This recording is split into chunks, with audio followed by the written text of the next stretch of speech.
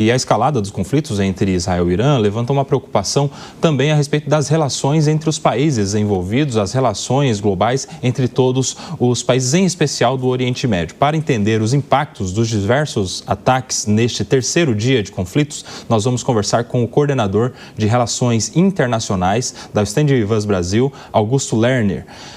Augusto, bem-vindo ao Fast News, à Jovem Pan, prazer te receber. Eu já quero te perguntar a respeito da possibilidade de um diálogo para que este conflito cesse. Qual a perspectiva, a chance de uma pacificação? Quem estaria protagonizando essa intermediação? Augusto, bem-vindo à Jovem Pan. Bom dia a todos, boa tarde, bom dia e boa tarde.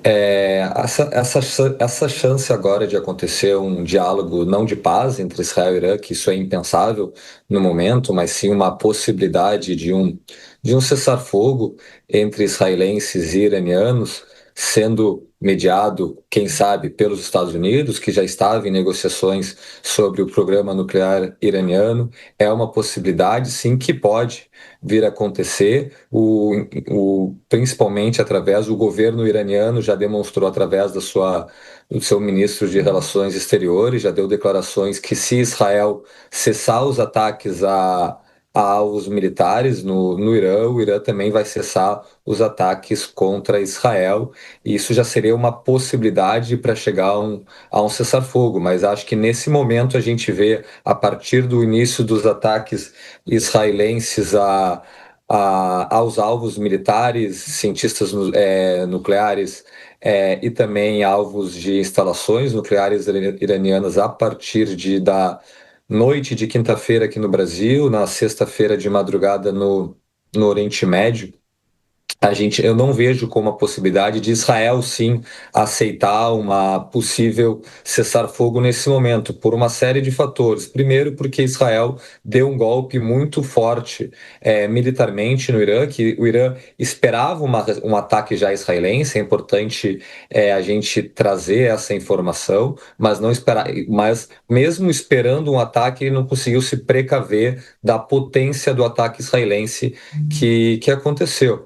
Por uma série de motivos. Israel atacou muito forte tanto a capital iraniana quanto outros locais pelo país, eliminando dezenas de comandantes do alto escalão, não somente do exército iraniano, mas também das guardas revolucionárias do Irã e também a sua força Quds, que é responsável por levar os braços do regime iraniano pelo Oriente Médio, principalmente pelo Iraque, Síria, Líbano e também Iêmen e faixa de Gaza, mas com esse ataque muito forte israelense, Israel ganhou vantagem no campo militar. A gente viu nos outros dias também ataques iranianos contra Israel de uma forma muito significativa também nesse ponto.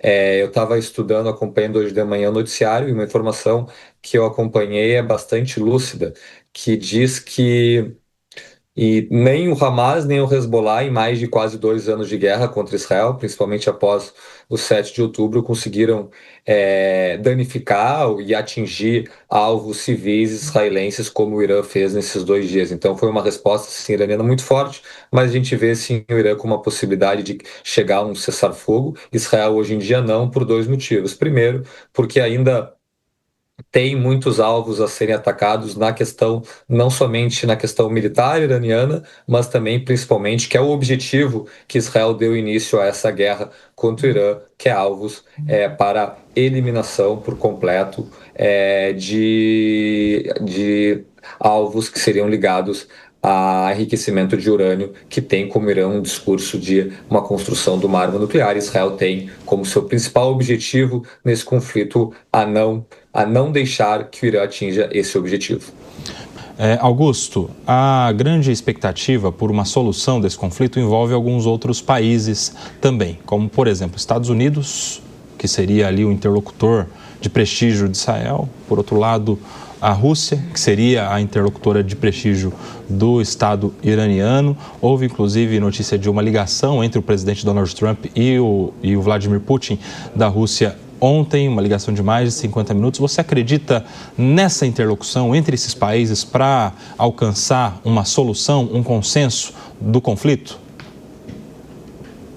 Então, são os dois interlocutores hoje possíveis que eu acredito que possa chegar a um denominador comum para um cessar-fogo. Se a gente vê a União Europeia hoje como um todo, não tem esse potencial de diálogo, tanto entre israelenses e iranianos, para a questão de chegar a um acordo, não tem essa força diplomática possível, e também a China ela não tem ela nunca teve e provavelmente nunca vai ter esse potencial de chegar a um cessar-fogo em conflitos no Oriente Médio. A gente já viu a China uma vez fazendo um acordo, uma retomada das relações diplomáticas entre Arábia Saudita e Irã. Foi a primeira jogada chinesa de Pequim no Oriente Médio, então a gente já viu uma influência chinesa na região, mas no que diz respeito entre israelenses e iranianos, a única possibilidade que eu vejo à mesa, não agora, mas num futuro próximo,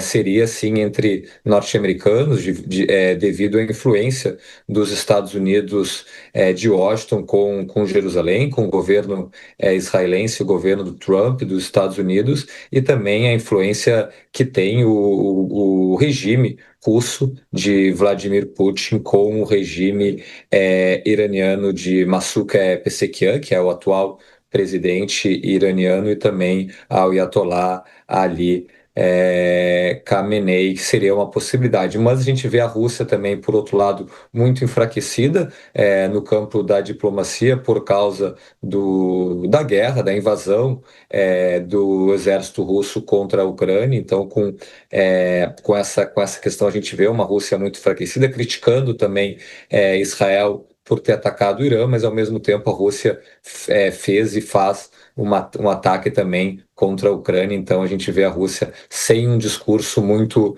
propositivo à paz no mundo diante dos seus atuais ideias de conflito, principalmente no campo europeu. Os Estados Unidos, sim, através do Donald Trump, ele tem essa ideia de fazer acordos comerciais, acordos de cessar-fogo e acordos de paz, porque a ideia principal do Trump é que não aconteça guerras, e sim acordos, e que a máquina econômica internacional funcione. E uma guerra entre Irã e Israel é totalmente ao contrário da lógica pretendida por Donald Trump.